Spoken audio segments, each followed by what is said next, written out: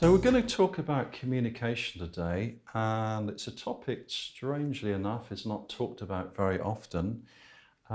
Maybe because we're always communicating with people. We're always talking, speaking on the phone, writing messages, sending texts. So we communicate so often, maybe we don't think about what is good communication and how to improve our communication.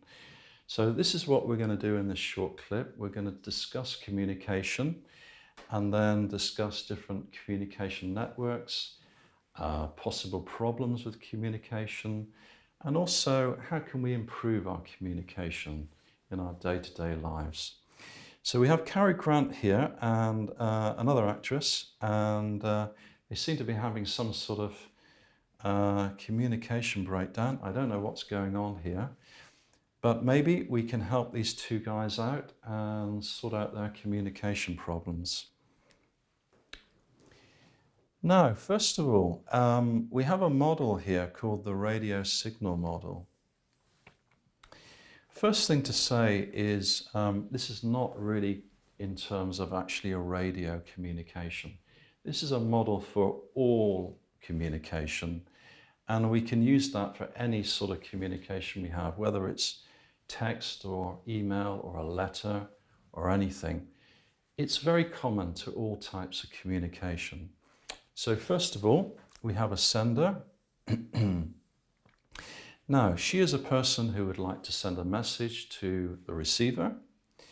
And before she does that, I think the first thing she needs to consider is what is the most appropriate type of communication.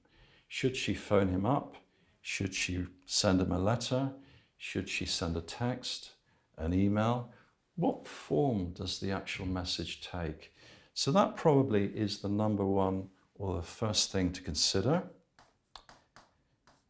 What is the form of the communication? And then secondly, we need to think about the receiver. Now, it's very easy to assume that people know what you're thinking and to assume that they automatically understand your message. But if we have things like a lot of jargon and we just assume knowledge, really we can lose the communication link there. So try to think about your receiver. Try and make the message easy for him to understand and make it convenient and easy and a good form of communication. Now, two things you may not have considered is what we call noise here. Whenever you send a message, there's inevitably some type of interference or noise. Now, this could be a physical sort of noise. So it could literally be noise. So if we're in a very busy, noisy department, we could literally have noise. But a more likely problem is that we have a social noise. What that means is we have different attitudes and different personalities. So this person may be communicating in, I don't know, one type of way, and they may not be aware of the fact that the receiver sort of receives information a different way, and that effectively creates some noise in the communication. Then we have things like psychological noise. Psychological noise. Now, what is that? Well, sometimes people are very tired, some people are unhappy, some people are angry. Be aware of that. If you've got someone who's angry about something, perhaps you need to communicate with them in a certain way. If you phone up someone at 3 o'clock in the morning, I can guarantee that they're probably going to be tired and they'll probably be angry. So think about that. If you're going to send a message like that, craft your message to take account of this potential problem. Noise will interfere with your message. We've got the receiver. Now he's received the message from the sender.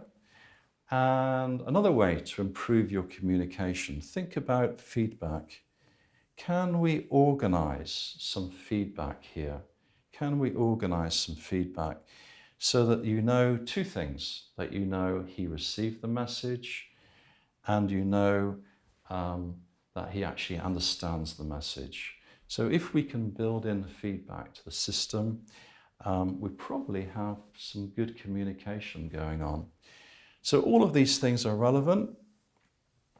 This doesn't apply necessarily to a radio communication. It could be any type of communication. Right, just to re-emphasize, because that was a very important model, we have the sender. She has a message. We have the message. We need to choose how we communicate the message. That should really match the importance of the message. We have noise, which interferes with the message. Could be physical, could be social, could be psychological. These are things that really ruin communication. Then we've got the receiver. Now, don't assume that this guy will automatically know what you're talking about. Craft the message for the receiver. Try and make the message easy for him. And then we have feedback. Try to incorporate feedback into your communication.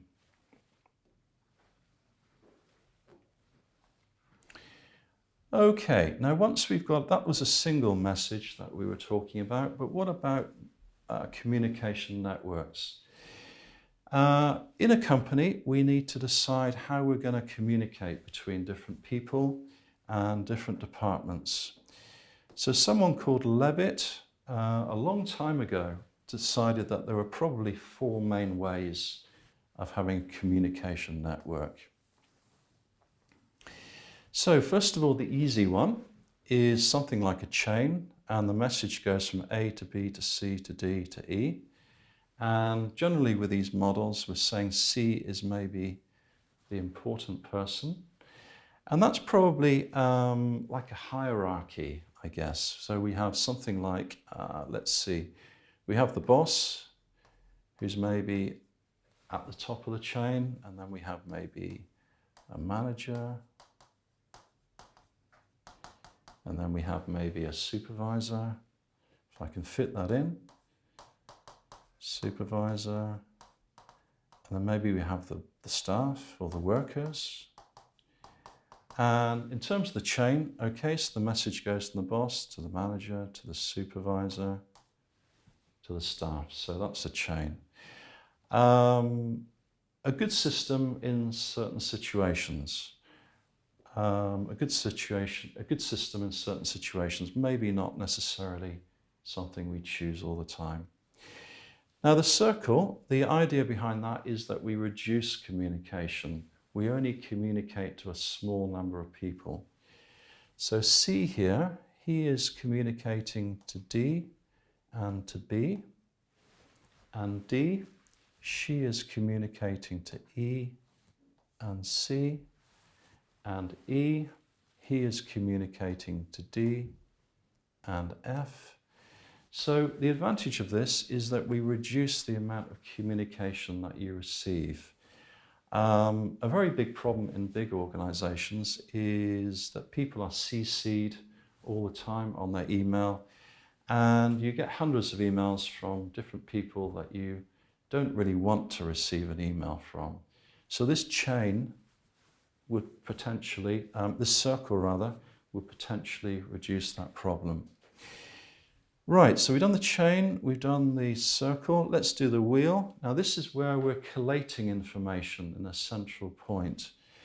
And what we have here, C, is the person collecting information, and he or she gets information from A, from B, from D, from E, and then they can potentially act on that information. They can potentially act on that information.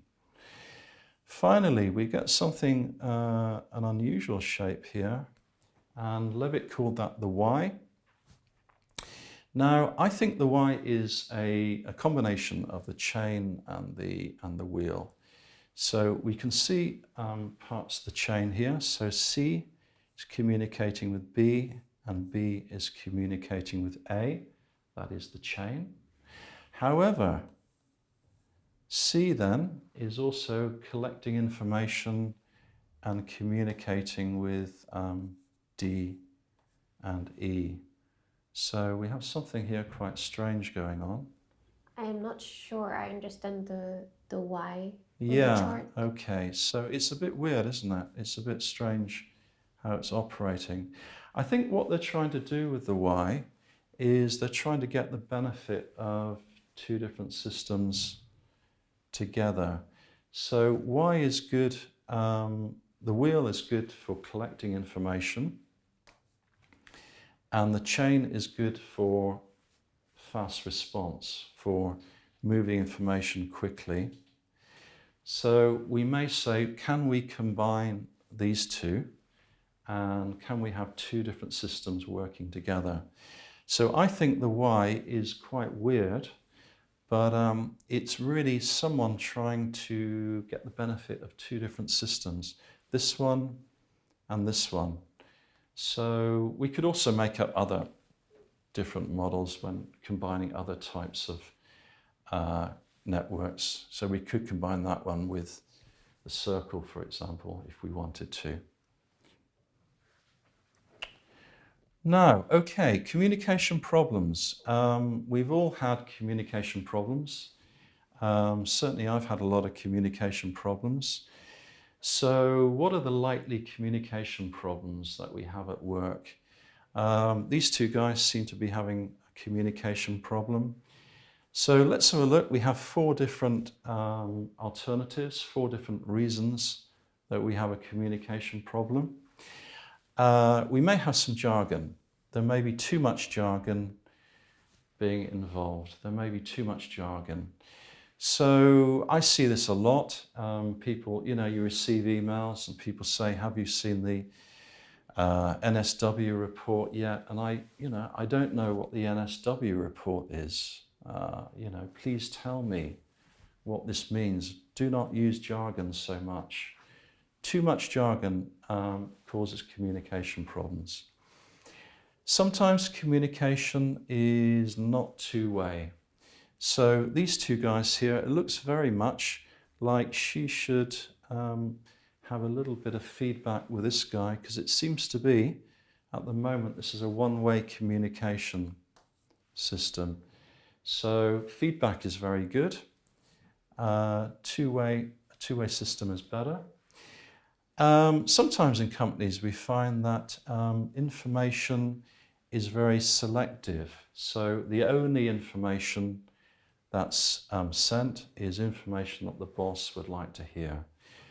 Very bad, a bad situation, because basically, we're only getting half the information that we need at the end of the day.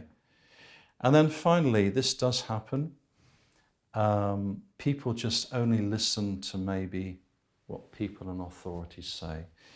Now, in my experience, the people that are dealing directly with customers, the people that are making the product, the people that are on the sharp end of the organization, these people have a lot of useful information. And if we're just talking to the boss or listening to the boss, we lose all of that useful information that other folks have. So another very bad one. So maybe the worst of the lot, I would say. It's probably the worst of the lot.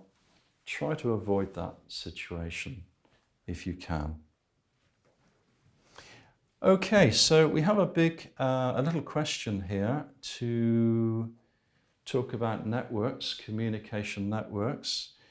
We have three accountants here, and it seems to be that they all report to one guy or one lady, the chief accountant. So I'm going to ask Alex to help me if you can. Which one of these four would you say is most likely this network?